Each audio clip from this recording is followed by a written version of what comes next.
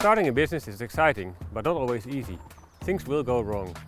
But don't worry too much about it, it's part of the process, and we've all been there. We've asked our trainers to come up with some examples of things they've seen go wrong in other startups. Hi, my name is Paris Thomas, I'm from Cyprus, and I'm a trainer for Climate Launchpad. One of the pitfalls startups fall into is they fall in love with their idea. And that is very natural, because you've put a lot of time and energy into your flash of inspiration. But the problem isn't that you're in love with your idea. The problem is once you change it, even a little bit, you then get married to that idea. And what you need to do as a startup is keep an open mind, because during your journey, you may have to change maybe a little bit, maybe a lot, your product or your business model. But you're doing this in order to create a successful startup. Hi, I'm Pascal Klein from Germany, and I'm a Climate Launchpad trainer.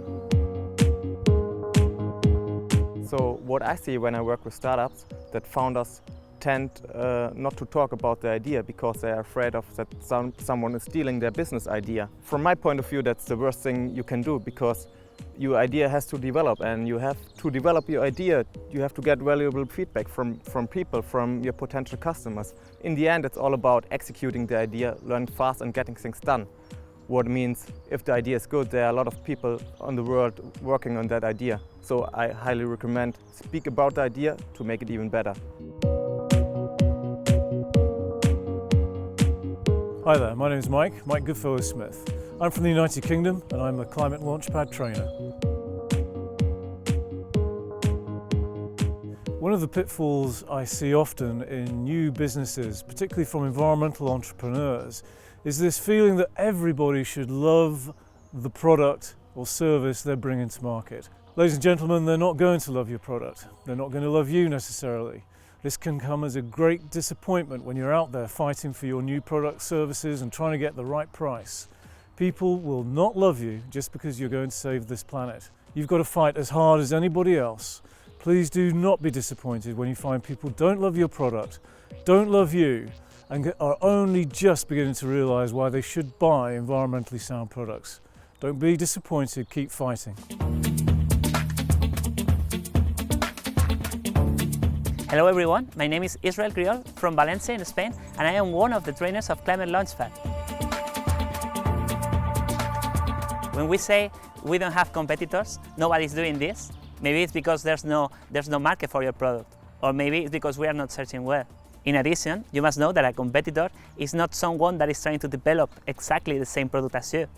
It is anyone that is giving an alternative solution for the same pain or for the same problem. Finally, if you claim that you are the first mover, can you afford the time and marketing to weather the change?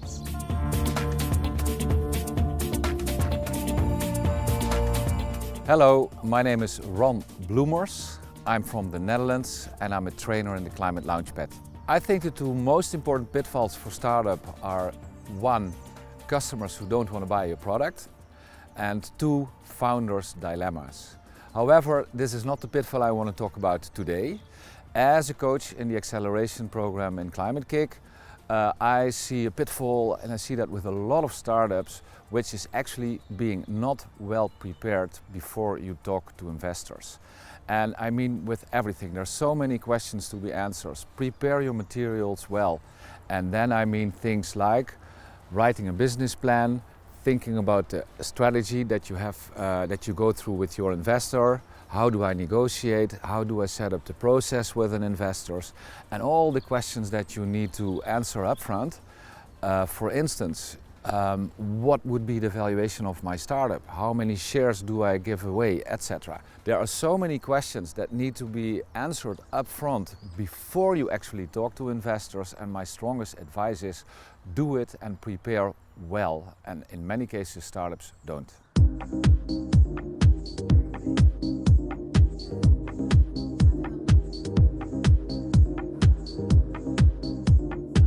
One of the pitfalls that I fell into was I was doing too many things at the same time.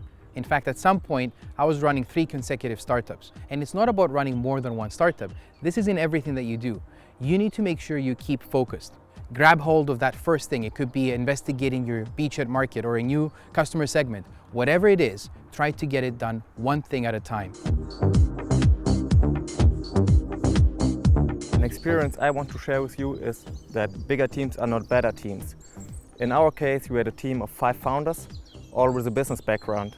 So we ended up in endless discussions about the product, but no one of us was able to build the product. From my point of view, 2 to 3 founders are enough to build a product and a startup. At best, they have different competencies, like there's the techie who's building the product, there's the sales machine who's responsible for the revenue, and there's the business guy who keeps the startup running.